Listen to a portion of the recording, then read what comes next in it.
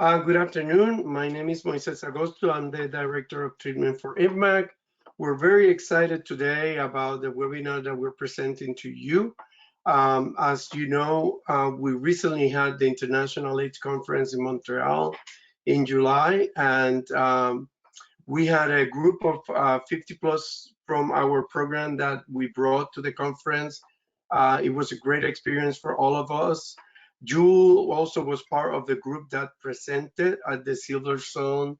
The first time we had a space for networking and workshops at the Global Village in the conference. So we all have common experiences with the conference, and we wanted to make sure we share that with the community. Is going to be focusing on aging and HIV. The program, the agenda for today, we're going to have Jules Levin, who's going to be talking about the clinical update. And then we have Aracelis. She's going to bring some personal view of her experience at the conference as a woman and aging. And we also have Jeffrey, who will bring also his experience. He wanted to talk about cardiovascular and diabetes because it's part of one of the studies that were presented at the conference. He's having a little technical difficulties, so we hope we can solve them and he can join us later. So I'm going to introduce you to Jules. We all know Jules. We all know, we love him and we know him.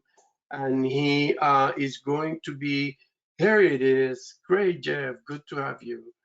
And he's going to present to us on all the clinical updates.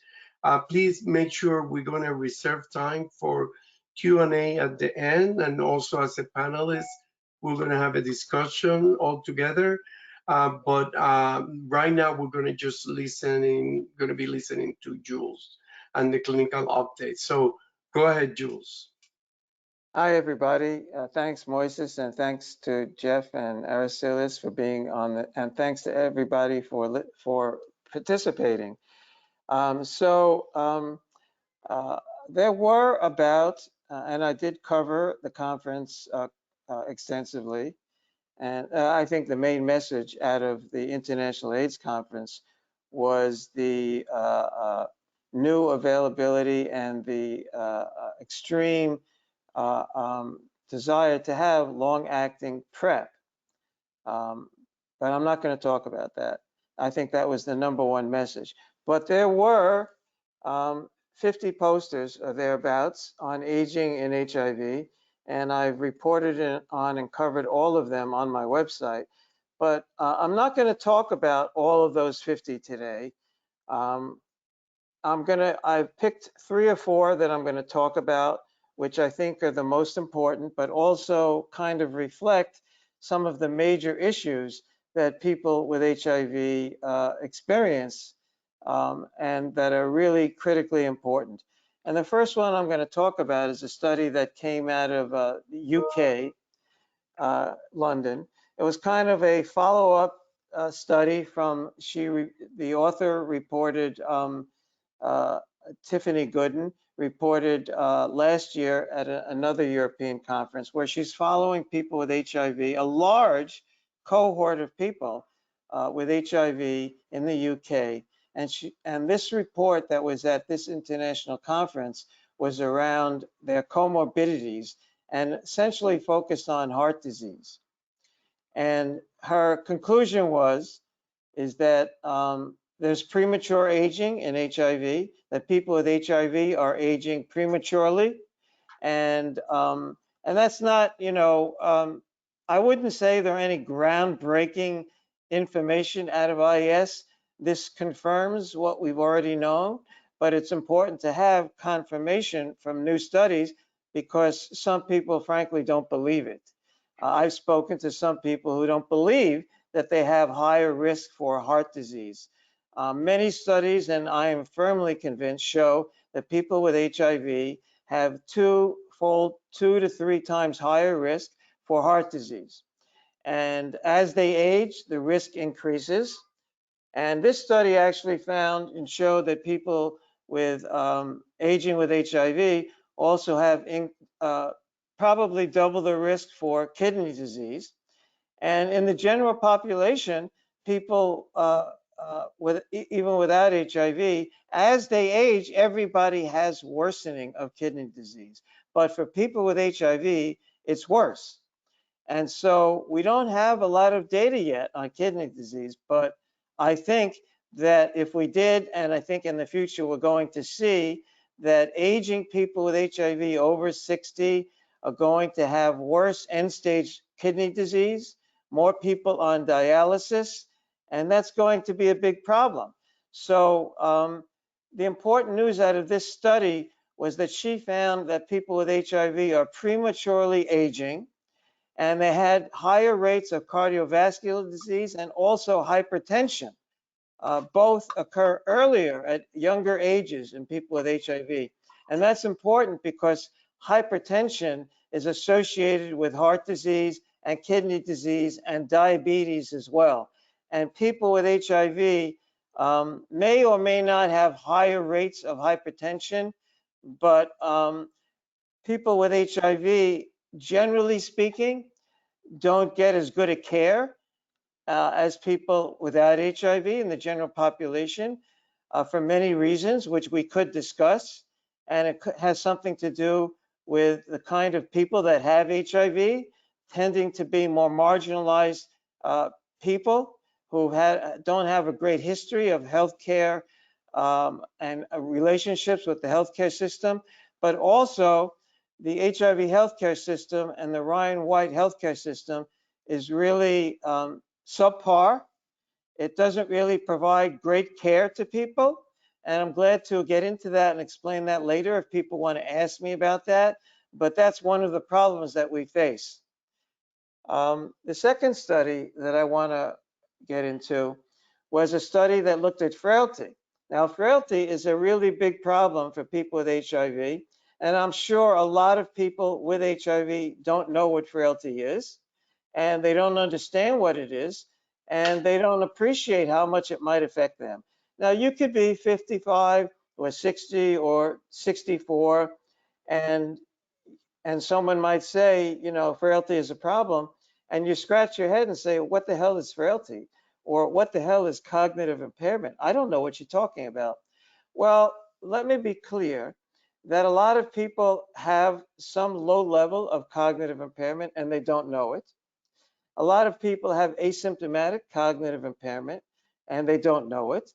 And then some people have mild cognitive impairment. And all of these people function pretty well, and they don't know that they might have some deficits in cognitive impairment, which may or may not later evolve into a much worse situation. We know that people with HIV, the studies show, develop higher rates of dementia. So as people with age with HIV, a lot of people, not everybody, but a significant proportion of patients, of people, developed cognitive impairment. Now, cognitive impairment and frailty seem to go hand in hand. Now, from the MAX study in men, that's a large cohort of men with HIV, and they find similar data, similar results in the WISE study, women with HIV, which is a large cohort of women in the United States with HIV, compared to men or women without HIV. For the MAX study, men over 65 with HIV have double the rates of frailty compared to the men under 60 without HIV. And the rate is 25% for men with HIV and about 15% for men without HIV. And you can find similar data for women. We know that men and women have higher rates of falls and fractures and osteoporosis as well. Now, frailty is a really serious thing. For people who don't know what frailty is, it's when you really start to fall apart. It's when you really can't function. It's when you can't perform what's called normal daily activities of living. People start to feel very fatigued, which may be related to what we call mitochondrial toxicity, which is damage to our cells, which cause fatigue. And all of the ART drugs essentially are associated with mitochondrial toxicity. And the worst drugs were the earlier drugs, D4T, DDI, And but the integrase inhibitors too have been found to be associated, and HIV itself causes mitochondrial toxicity. So as people age and as they have a longer duration on ARTs and having HIV, the risk for frailty increases. And once you get pre-frailty or frailty, you really start to decline. And along with that comes cognitive impairment. Now, there's some controversy about which comes first, cognitive impairment or frailty. And I think that either one can come first, and often it's followed by the next, by the other, because they both, either one of them can cause the other. Once you have a decline, once you have an increase, once you develop frailty, your ability to be active declines. You're unable to do things like shop, prepare food, go to doctor visits. You become much less socially engaged. You tend to isolate more. And let me be frank with you, this is happening to a lot of people, whether you know people like this or not. It is real, it is happening. And this study that was at the International AIDS Conference found that being Black, African American, having pain like from neuropathy, caused higher risk for frailty happening sooner and more often. And that's not unusual, because in the general population, we see that uh, uh, um, gay people and African Americans have higher rates of frailty and cognitive impairment. And so this is not surprising. Black people also and gay people also have higher rates of Alzheimer's. And so this all relates to the question of whether we who are elderly with HIV are at greater risk for developing Alzheimer's. And that question remains unanswered at this point, but it's a very serious and worrisome question that we're concerned about. I'm going to go to a next study, which I highlight as one of the three, and one more after that I'm going to highlight and talk about. And that was a study that they looked at what's called Life's Simple 7. And the reason that I'm highlighting this is because it's a very simple concept in the world of heart disease. And it's 7 simple things that anyone can do to prevent, not really prevent, because it's going to happen at some point anyway for everybody. You can't stop heart disease from developing. You can essentially slow it down, and maybe it'll occur later on or may not be as bad, but these things happen anyway. And so Life's Simple 7 is seven simple things that people can do to slow down the development of heart disease. And this study looked at people with HIV, and essentially this study found that people with HIV were not performing these 7 simple steps in their lives that they could. And they found that women with HIV were 6 times more likely not to perform these simple tasks. And what are those simple 7 things you can do? Don't smoke, lose weight, don't be overweight, practice a good diet, which some people think they're practicing a good diet and they're not, and we can get into that. A good diet is at least a Mediterranean diet, high in vegetables, high in olive oil, low in sugar, low in glucose, low in sodas. Physical activity is very important, is that's number 4. Number 5 is watch your cholesterol intake. That's related to diet. Number 6 is hypertension. Watch your blood pressure. How many of you are aware of your blood pressure? Very important. And then blood glucose, sugar. How many people know what your glucose is? Do you have pre-diabetes? Do you follow this? Are you aware of this? Now, lastly, I'm going to talk about, very briefly, there was a panel discussion at CROI on made up of scientists and health advocates, and they called for better integration of comorbidities care and HIV services for people aging with HIV. And this goes to something that, we've been working on and discussing, and goes right to the issue of what I talked about in terms of we need better care in the clinic. And what they called for was better access to care that provides better attention to comorbidities, for aging people, and better care in the clinic. Now, I'm going to end with this by telling you that what's going on today in the general population, as well as in the HIV care clinics in Ryan White, is because of insurance reimbursement mandates, visits with your doctors are now confined to at best 20 minutes. And all the doctors in Ryan White clinics are overwhelmed and underfunded because reimbursement is really limited. And so doctors, our HIV doctors, have less time with us. And for people with HIV and comorbidities, they need more time. They're getting less time. And now with COVID, time is even more restricted.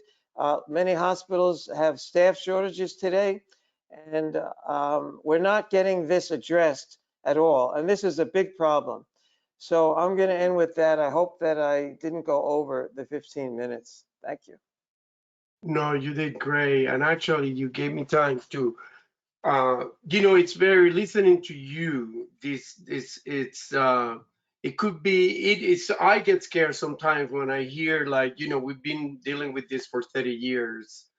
And now, we have to now re-engage again and being proactive. But I think it's important to be aware about all these issues that could be slowed down, like you said, with secondary prevention in terms of like exercising, diet, but also, taking your high blood medication if you are prescribed one, taking your statin if you need medication for cholesterol, making sure.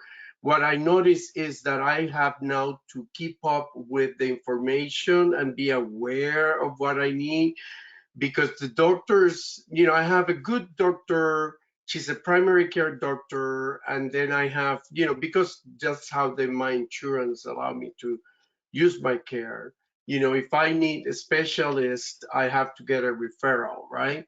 So I have to do the work, right, to make sure I make the appointment with the cardiologist, I make the appointment with the endocrinologist, I make the appointment, because these doctors are so, I don't know, they have so much in their plate, I will say, that they can keep up with making sure you are, right where you need to be. So I think that, on our part, it's worth for us to engage in our care, because if, like you said, if we sit down and wait, there are things that will fall through the crack.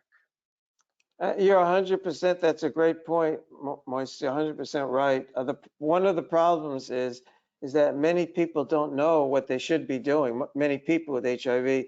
So, in my opinion, everybody by the time they reach, in their early 50s, should start seeing a cardiologist. And HIV doctors don't necessarily refer you, and so you have to know that you should do that. In my opinion, by the time you're in your early 50s, you should have a bone mineral density test, and you should start seeing a bone doctor. And HIV doctors don't necessarily tell you about that either. So as you say, you really have to be educated and take these steps yourself and know what to do. And also, in my opinion, you should begin at some point. You should know about your labs. You should look at your labs, see if you have low kidney function, and maybe consider consulting a kidney specialist as well. Yes, absolutely. One quick question about the seven things that you mentioned that were so key. There is one, I heard one Paul Bobardine say that if we were going to do something really impactful in the health of people with HIV, one thing would be to tell them to stop smoking. And I think it's so true. People don't realize how much that affects inflammation. Do you have anything to add to that? Well, no, just that it's a simple message and it's 100% true. I think the data is, I've seen the data, I forget it all, but the data shows that people who smoke have, you know, multiple times, 2-3 times higher risk of heart disease, diabetes, cancer, Cancer. and death. Yep. Yeah. I've seen a lot, and I've been surprised of how many people with HIV smoke still. So, I mean, it's important for us to think about that. So, do you have any other comment for Jules? And then I'm going to pass it to Aracelis. I'm talking to my other panelists. I can't hear you, Jeff. Can I add one thing? Yeah, please. This is for Aracelius. And I didn't mention it, but I think it's important to mention. All the collective data on aging and HIV show very clearly, very strongly, that women with HIV have more inflammation, they have more comorbidities, they age more quickly and more prematurely, they suffer more at 55 or older from cognitive dysfunction, impairment, as well as worse physical function. And also Blacks and Latinos too have higher rates, who are aging and older, have higher rates of comorbidities and higher rates of mortality too. Thank you, Yeah. Jules. Jeff, you got your audio?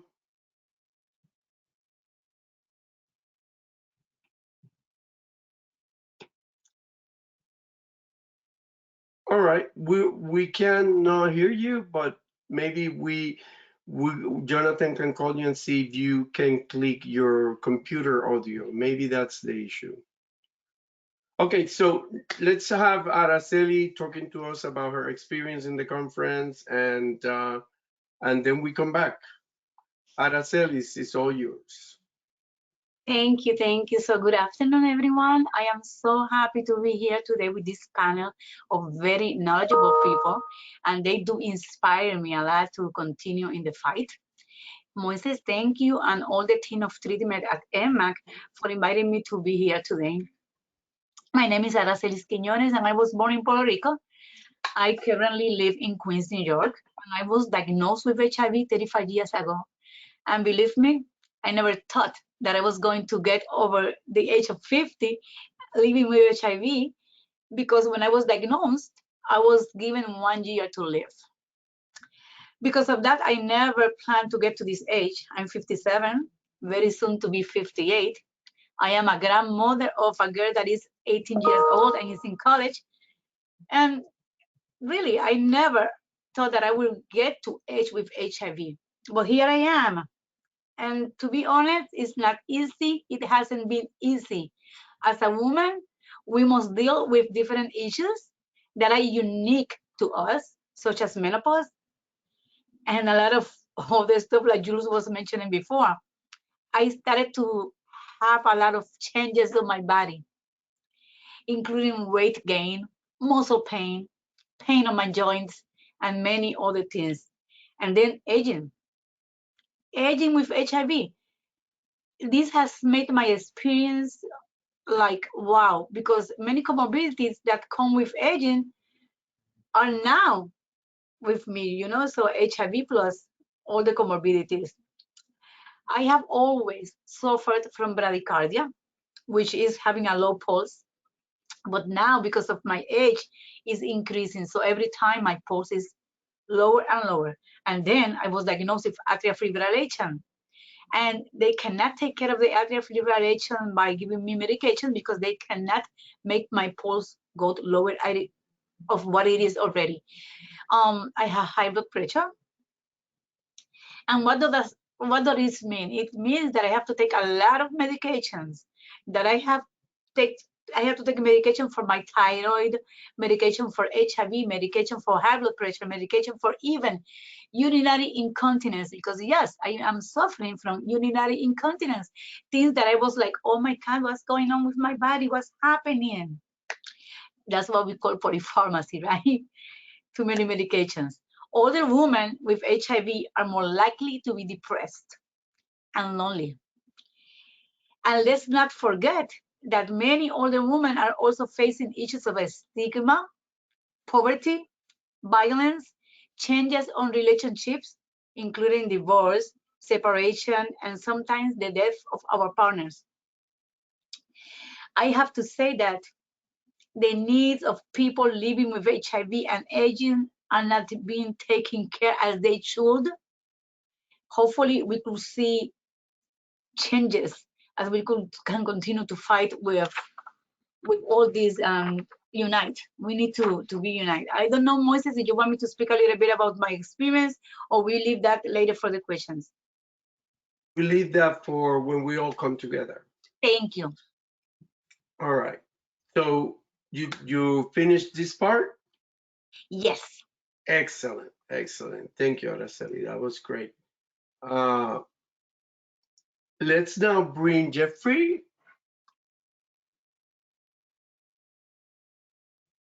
We cannot hear you.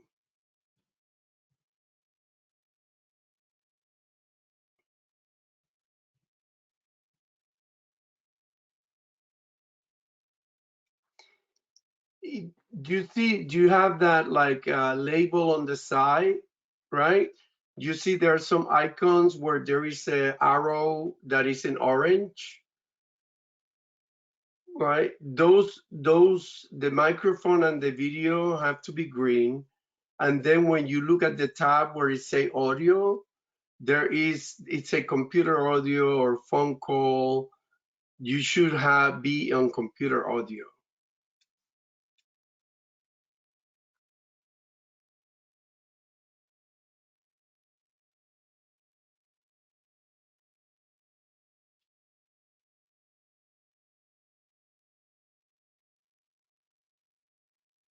We still cannot hear you. I'm sorry.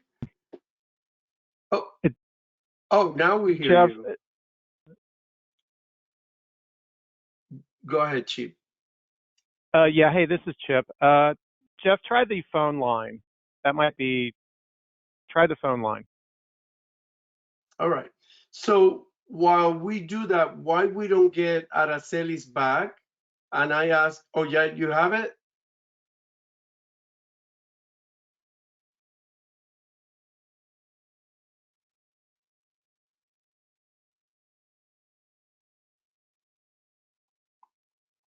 All right. Let's bring Araceli's back and ask her the questions. Araceli's come back.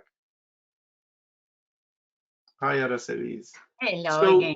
let's just use this time to go, we had questions for each of the panelists, and I'm going to let Aracelis to ask the 3 questions that we asked to each one of them.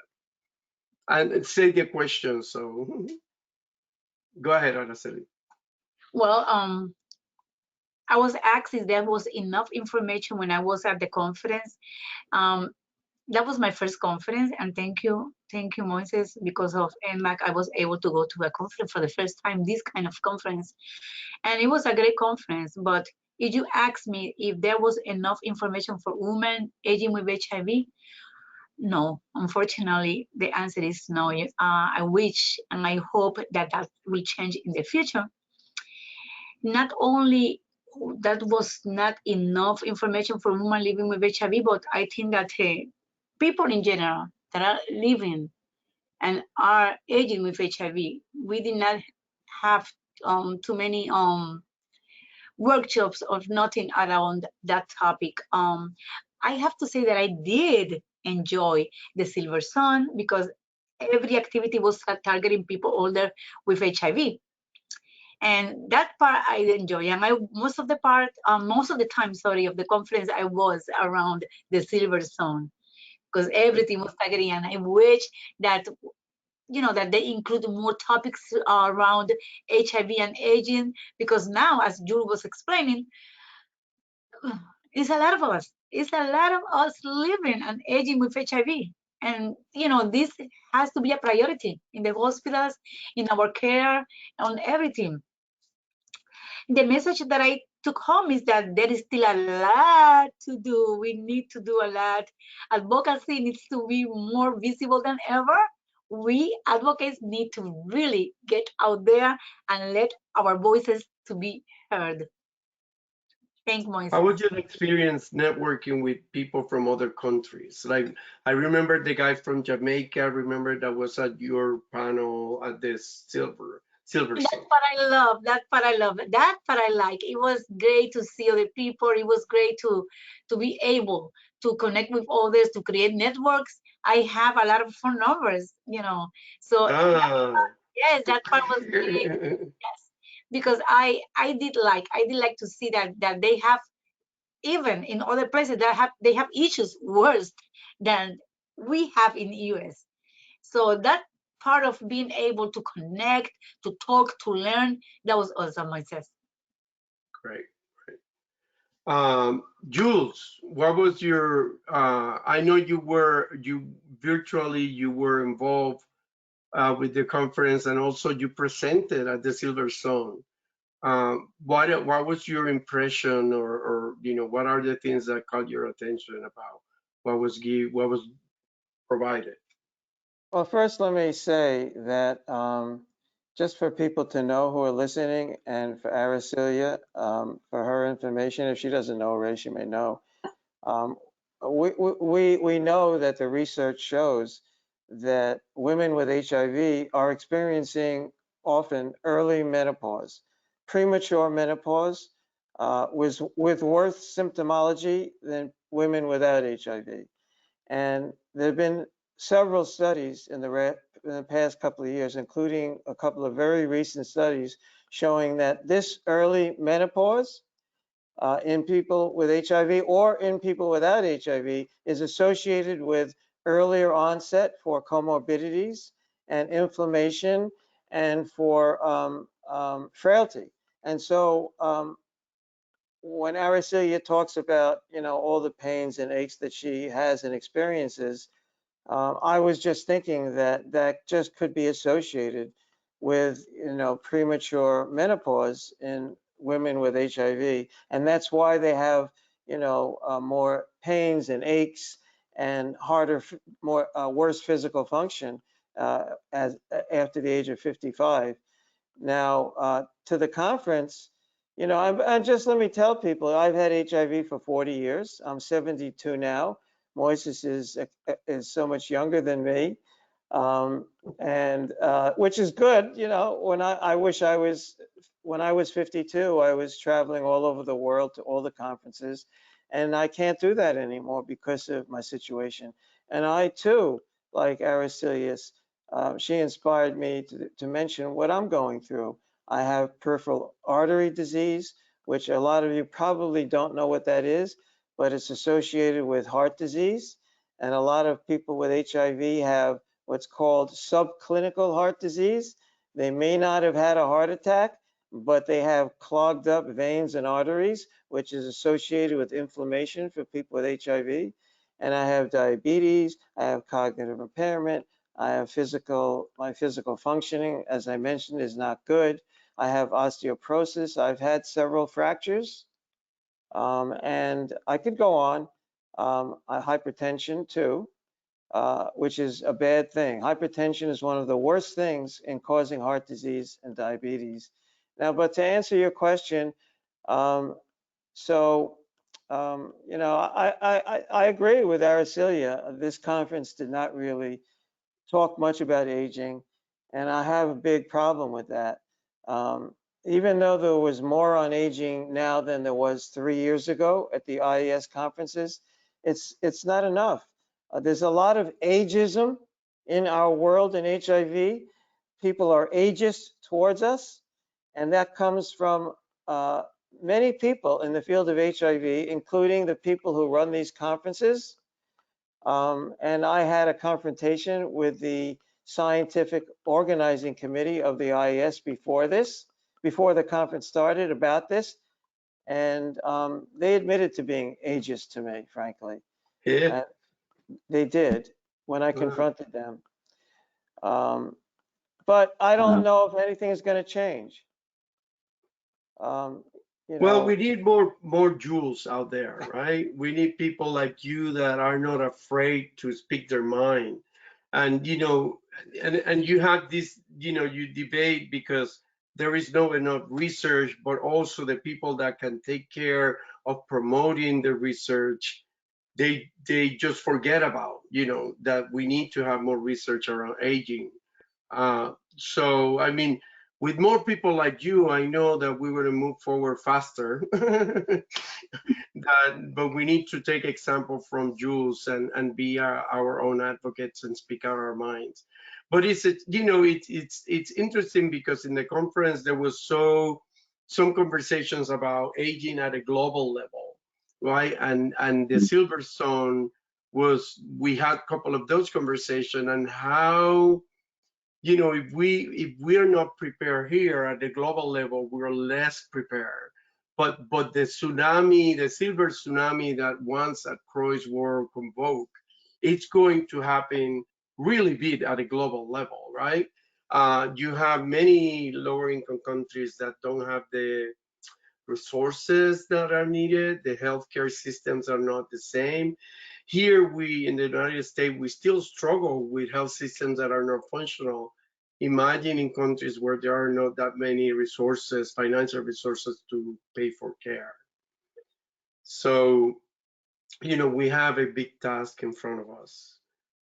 All right, Jeff, I will open up for questions. I wanted to see if Jeff have been able to solve the audio issues. Yeah. I'm on the phone now. Okay, great. Can you hear So, me? yes, that's great. Okay, So, maybe. Okay, I'm in the hood. I'm in the hood in Philadelphia. So, that's all right. evidently, technology in Philadelphia is a little bit crazy today. And so the questions, I mean, I know the questions, Mosaic, and thank you for having me be here. So there's a couple of things that I just wanted to emphasize around the conference and the presentation we made, and the fact that in the Global Village, for the first time that I've been attending this conference, I was able, the planning area to open the Global Village was about HIV and aging. So that was the first that I saw. It also included a person who was 50 plus. It included a person who was a vertical. And by vertical, I mean people who are born with HIV and may have lived long term with it and all their life. There was a representative from that. And then there was another representative from the community, a Canadian representative, since the conference was held in Montreal. So that was the beginning of the Global Village. And then participating in the workshops in the Global Village were really good. What I did do is find out from the conference a lot of people that, especially in Africa, especially African women, had been organizing, and they have similar to what is the NAN, the National HIV Aging and Advocacy Network. And it was a point where women were not included, as we can remember back to 1981, or when Cosmopolitan was saying women don't get HIV, and women stormed that building and made them include women in the research, include them in the face of AIDS. At that point, well, those women were organizing. I know women do that in America, especially Positive Women's Network. I know women have been doing that work. There's Arcella, who's right here. Women on our committees, women that were at that conference that represented that. The other thing was about community engagement. Community partnership was a great workshop I attended, so that we can learn how to engage our community more and have people speak HIV and aging. Definitely, I was able to talk to Harold Phillips, who promised that they would include HIV and aging in the National HIV Strategy and how important that was. Of course, there'd be some follow-up to hold them accountable to do that. The International AIDS Society newsletter that just came out has something referring to HIV and aging. So, Jules, maybe you pushed them to the point where it's now included in the newsletter. That is the beginning. And I think we have to advocate, just like we had to advocate for medicine, just like we have to advocate for the research studies. And one of my earlier points, and this will be my last point, was where I couldn't be heard.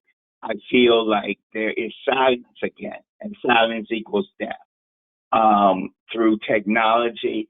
And the silence can be either, digital literacy, learning how to do these new programs, or, and education is key. And I just wanted to add one last thing, because I'm making sure I get my 5 minutes, that the research that we were doing here in Philadelphia Fight Community Health Centers, and we have clinics from pediatric all the way up to adult.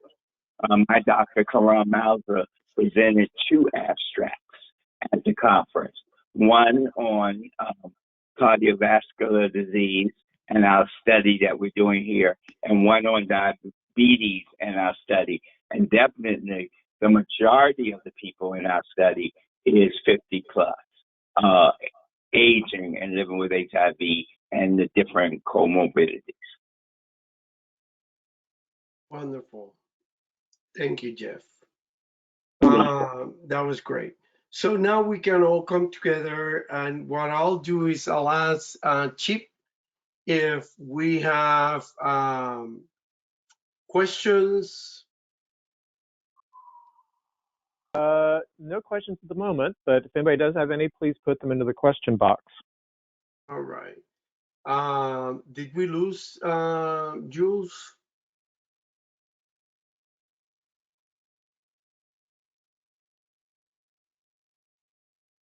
All right. Jules is here. Period. All right. So, I mean, if we still have 15 minutes, and we can, one of the things that I wanted to, there is also, we haven't talked about the social determinants of health, right? And that, even though it's good to also, be aware of all the clinical aspects, also it's important that all the resources that we need, that people need, like having housing, having transportations, are in place. And mostly, also when I hear about, like Araceli, you mentioned poverty. I know of many people with HIV over 50, over 60, over 70 that are struggling with poverty. And in the big cities, right, where more resources are. And imagine in the rural areas where you have people that have one doctor, and that they cannot, just like us, say, oh, I'm going to change my doctor.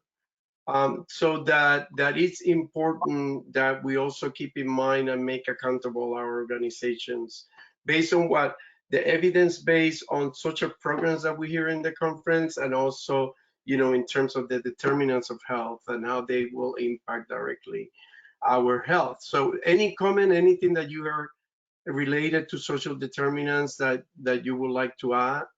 Any of you? I'd like to. Sorry, Jules. Go I Good. will be quick. When I talk about poverty, and this is because we people living with HIV, and I don't know, sometimes when you get in the system, it's so difficult to get out of the system, even if you want to, because I started getting SSD, and if I wanted to work and do an extra money, because whatever I get for SSD is not enough, so it's difficult.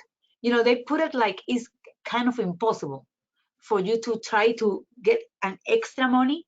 And it's not just my case. I heard this about a lot of people, right? Also, so many people did not save because they didn't think that they was going to have a future.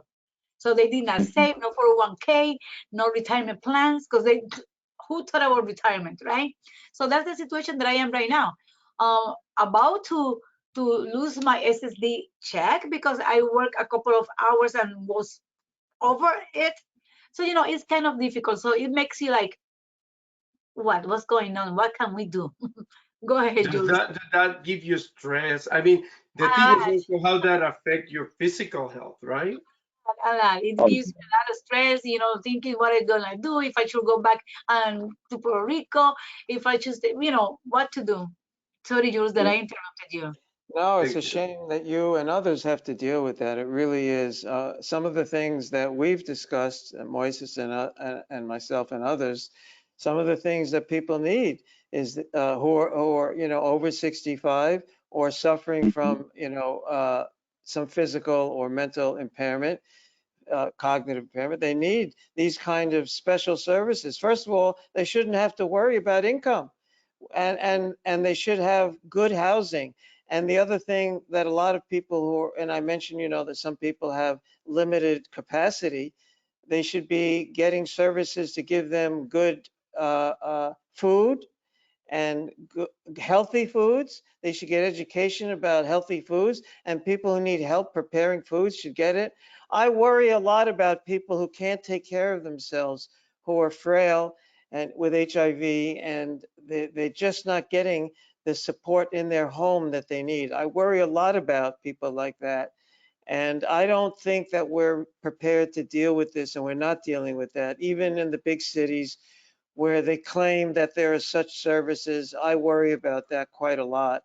And then, you know, you guys mentioned it before, Aracelia mentioned it, social isolation and lack of social engagement. For the elderly people, this is a killer. It causes premature death. I don't think we have enough support services for that either. I agree. So I just want to add to that, Jules.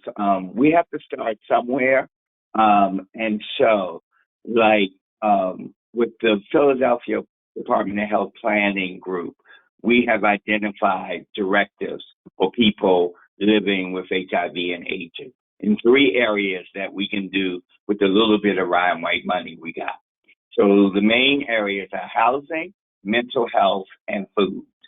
So we put that directive in for the 2023 budget year and put money in there for people living with HIV so that we can take steps and make our own solutions. It's the same way we had to do with ACT UP. It's the same way we got to do it again.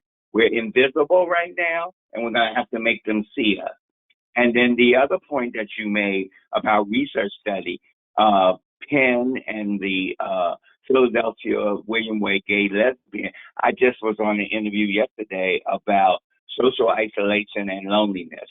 So there is research being done around that. And I think we have to be at the table to tell them our stories and to make sure that they design the programs to serve us, as we have done over the last 30 years. So I think it's still the fight, the advocacy, pushing the envelope and making people be responsible, because they surely write on us, get the money, but don't give it back to us. So that's got to stop. So just a little bit on that, but what can be done. That's right. We need that advocacy. And you guys in Philly are pretty active. I know of that with Philadelphia 5. We have questions now, but I just wanted to take a question and see how, you know, if we go to address other issues that are important. So, Chief? Yeah, first question we have is, what do the panelists think the NIH HIV and aging research focus should be? Okay, let's start with Jules, and then we go to Jeffrey and then Aracelis. Is that works? Go ahead, Jules. Yeah. I'll give you an answer, but I also would like to hear Moises say something too, because at the Pacha panel, he got into this and he talked about it too and directed it right to the OAR, who was sitting at the table. So I'd like to hear him give his thoughts too. But, you know, so for me, 17 years ago is when I was the first to identify this problem. And at that time, no one knew that aging and HIV was or was going to be a problem. And the first thing I did was form an ad hoc committee in the ACTG amongst all the researchers, and had an ACTG education day, which many of the researchers came to.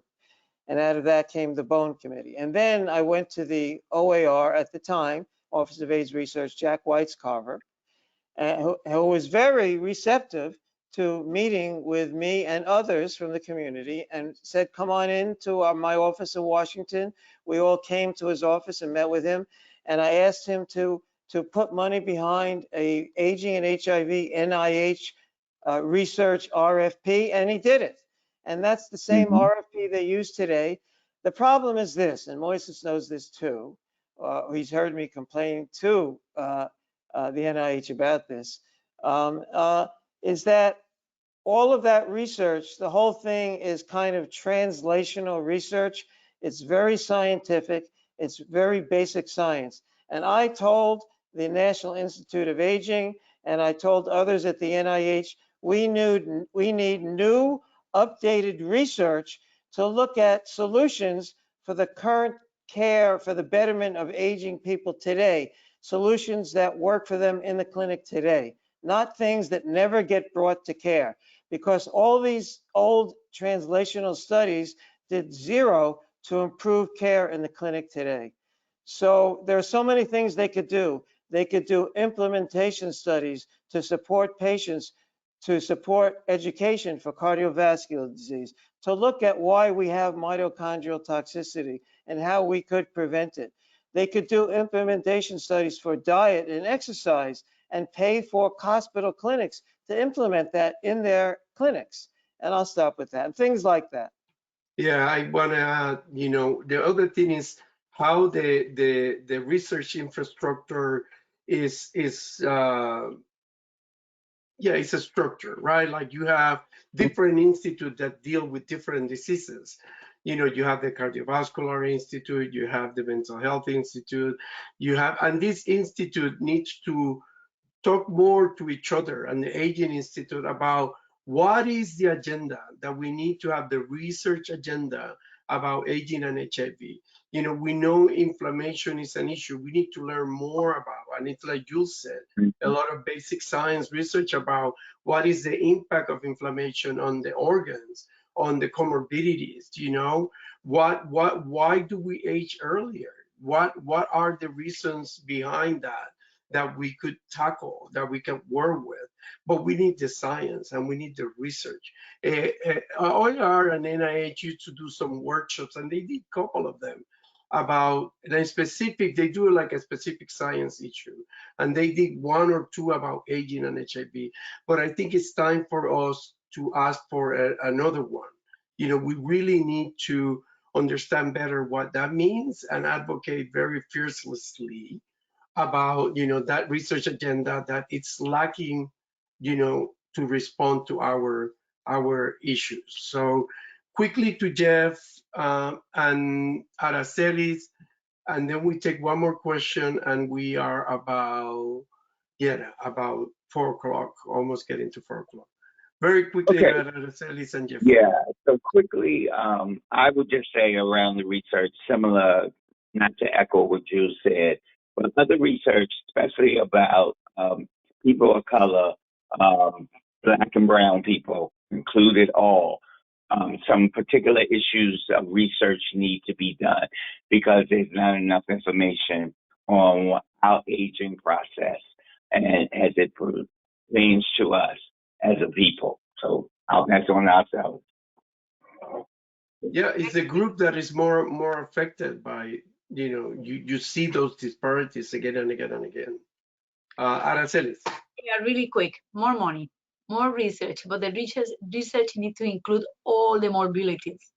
And after the research, we need to see real solutions. Very good. Excellent.